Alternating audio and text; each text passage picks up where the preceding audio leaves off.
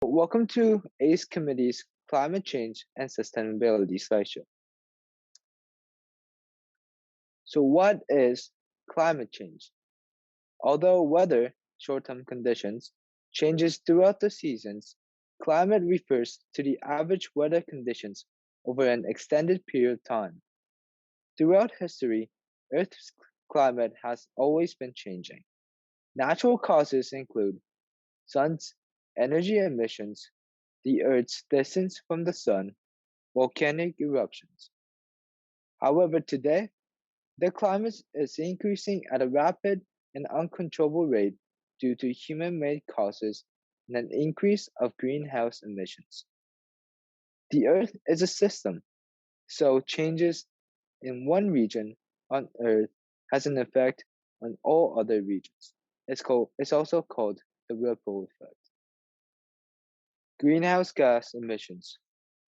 Greenhouse gases include carbon dioxide emitted by fossil fuel burning and natural biochemical reactions, such as photosynthesis and cellular respiration. Methane, emitted from industry, natural gas, and petroleum system, and from agriculture, livestock, and manure management. Removed from the atmosphere in the process of photosynthesis by plants. Through cellular respiration, this biological cycle is continuous, which means it never stops. Without atmospheric carbon dioxide, the Earth's surface would be frozen. What is a greenhouse effect? It is a process of those gases trapping heat close to Earth's surface. They act as a blanket, and more greenhouse gas is present, the greater the amount of heat is trapped. Why is this an issue? Although this effect is essential in maintaining the Earth's temperature and greenhouse gases are naturally occurring, human interference and activities have caused an immense spike in greenhouse emissions, ultimately trapping too much heat at the surface and causing Earth's overall temperature to rise. Causes. What are the primary causes of climate change? Deforestation. In 2021, 11% of greenhouse gas emissions globally were a result of deforestation, which means cutting down trees. Fossil fuels. The burning of fossil fuels, such as coal, manufactured gases, and oil petroleum products, adds over 1,000 tons of carbon dioxide and second into the world's atmosphere and oceans.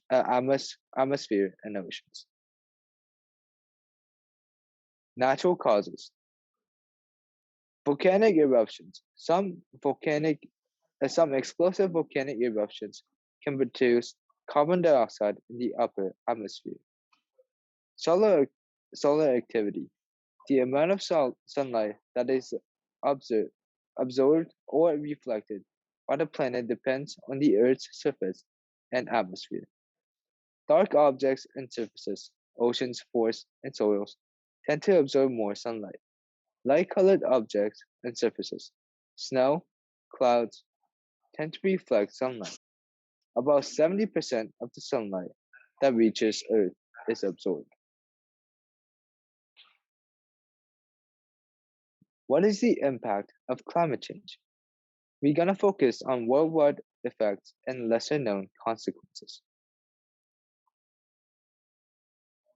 If we continue our current level of greenhouse gas emissions, carbon dioxide emissions alone could increase the temperature on a global scale by 4.4 degrees Celsius.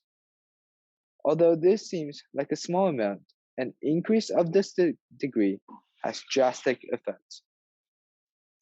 Why is 1.5 degrees Celsius important?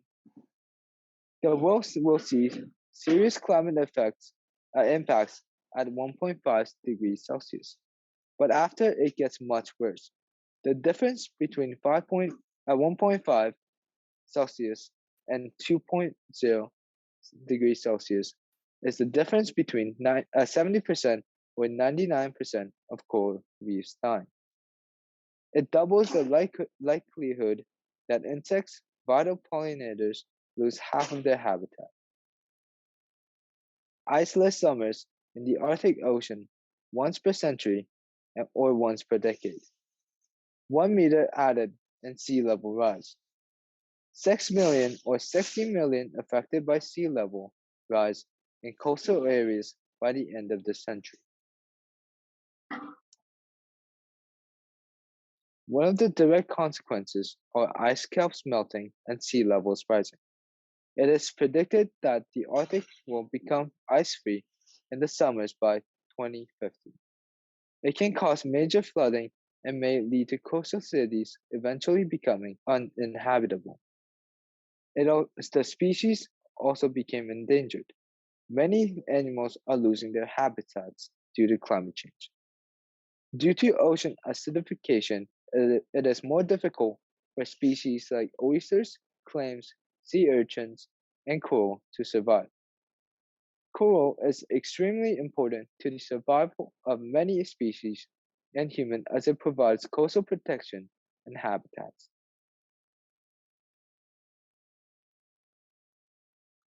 Another direct consequences are increase of natural disasters such as tsunamis, hurricanes, tornadoes, etc., and global warming, which un, which would effect on unprecedented heat waves, increasing forest fires, changes in precipitation, flooding, and droughts. There are also indirect consequences to climate change. One is food and water scarcity. With a decrease of rainfall comes decimation of crops and livestock, causing many areas of the world to face famine and economic decline. Migration, internal and international displacement. If a person's home's region is made unlivable due to drought, flooding, or other climate changes, they may be forced to migrate to other areas. Migrants face many issues such as discrimination, unstable housing, lack of access to workforces, healthcare, education, and more. Unfortunately, the regions and demographics that face the most severe consequences of climate change are the ones that produce the least amount of carbon emissions. So, what can we do to solve this? We're going to focus on solutions, both micro and macro effects. What is sustainability? Sustainability is using resources that we can meet our own needs without compromising the ability of future generations to meet their own needs as well. The more we exploit the Earth's resources, the less will be available for our grandchildren and great grandchildren. So, what can we do as individuals on a small scale to mitigate the effect of climate change? We can make small daily lifestyle changes, such as decreasing the time we spend driving and bike, walk, carpool, or use public transit instead when you can. We can also use less electricity, heating, and cooling in your home. Open windows instead of using air conditioner. Washing clothes in cold water and air drying them. Unplugging items when not in use. Switching to energy efficient light bulbs, and etc.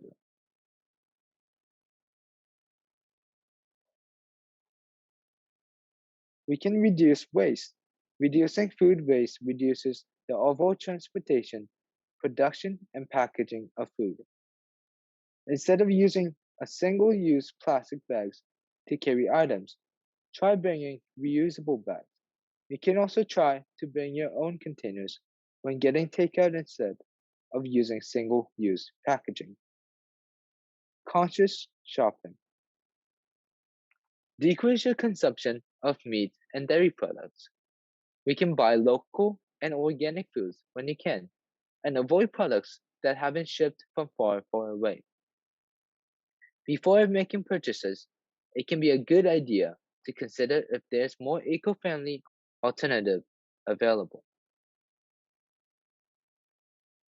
We can also buy back our carbon footprints. Our footprint is the amount of carbon dioxide you release into the atmosphere based on your lifestyle. You can you can reduce your carbon footprint by contributing to projects that create financial incentives to protect, conserve, and restore natural ecosystems. There's a way to offset your emissions by donating to organizations like Fly Carbon Neutral or Less Emissions. There are also other organizations you can learn about and or donate to include culture survival, social and environmental support, American Forest, which which focuses on forest restoration, and the Five Gyres Institute, an ocean conservation organization. Activism. One of the big ways to help combat climate change is to pressure governments to take climate change more seriously. This can be tough, signing petitions, attending protests, and raising awareness about climate change.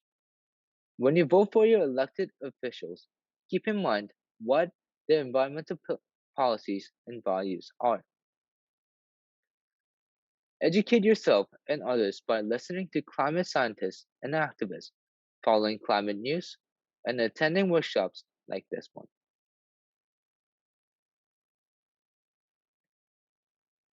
Large scale. Though there are many things that we can do as individuals, in order for the effects of climate change to be slowed or stopped, huge society wide and global changes are needed. Countries need to move their economics away from the extraction and burning of fossil fuels, coal, oil, and gas. The governments must invest in renewable energies via solar, wind, wave, tidal, and geothermal energies. Large-scale planting of trees and giving land back to nature to allow it to absorb more carbon. Reduce production of plastic and reduce overall consumption by population. And the countries can also focus on using better cutting tree methods rather than clear cutting. The Paris Agreement. It is an international climate change treaty created in 2015 that brought together 189 nations across the globe. The goal of this Paris Agreement was to limit global warming below 2 degrees Celsius, preferably 1.5 degrees Celsius. The goal was also to act as a landmark to be climate responsible and take the necessary actions to reduce each country's greenhouse gas emissions. The main focus was long-term strategies, providing a solid framework to combat climate change and support other countries with financial requirements, technology, and increasing their capacity to take action. In 2024, each country participating is required to report their progress in a transparent manner to clearly identify progress, obstacles, and next steps. It is also called Enhanced Transparency Framework, ECF. Keep in mind that climate change is a very large problem that affects the Earth on many levels. There are many things we can do on a day-to-day basis that can help reduce emissions that led to climate change. However, most of the problems come from large corporations, so it's important not to put too much pressure on individuals and keep in mind that it's okay not to be perfect. Environmental activists, inspiring figures fighting for change across generations. One of the famous quotes by Greta Thunberg is, "The climate crisis has already been solved. We already have the facts and solutions. All we need to do is wake up and change." Greta Thunberg, widely known for attending the 2019 UN Climate Action, is an influential 19-year-old Swedish activist who speaks about climate change. Since 2018, she had sparked an international movement to fight climate change called Fridays for Future, also called School Strike for Climate. Autumn Patir. She's a 17-year-old Canadian water activist. She advocates for clean water in Indigenous communities. When she was 12, she spoke against the Canadian government's lack of action on providing safe water for Indigenous people. She actually spoke directly to Justin Trudeau and created international media attention. David Suzuki. David Takayoshi Suzuki was born on March 24, 1939 in Vancouver, BC. In 1942, David and his family and many other Japanese Canadians were forced to give up all their possessions and move into internment camps during World War II. In response to his long-term activism fighting to reverse global climate change, Suzuki co-founded the David Suzuki Foundation in 1990. This foundation is focused on reducing climate change by finding sustainable ways for society to live in balance with the natural world. Bill Nye. As many of you guys know, he's popularly known as Bill Nye the Science Guy, an American television presenter, science communicator, and entertainer who was born in 1955. Bill Nye has talked about climate change for decades, both on and off the screen. He continues to advocate for the fight against climate change through educating both youth and adults about climate crisis. Thank you for listening.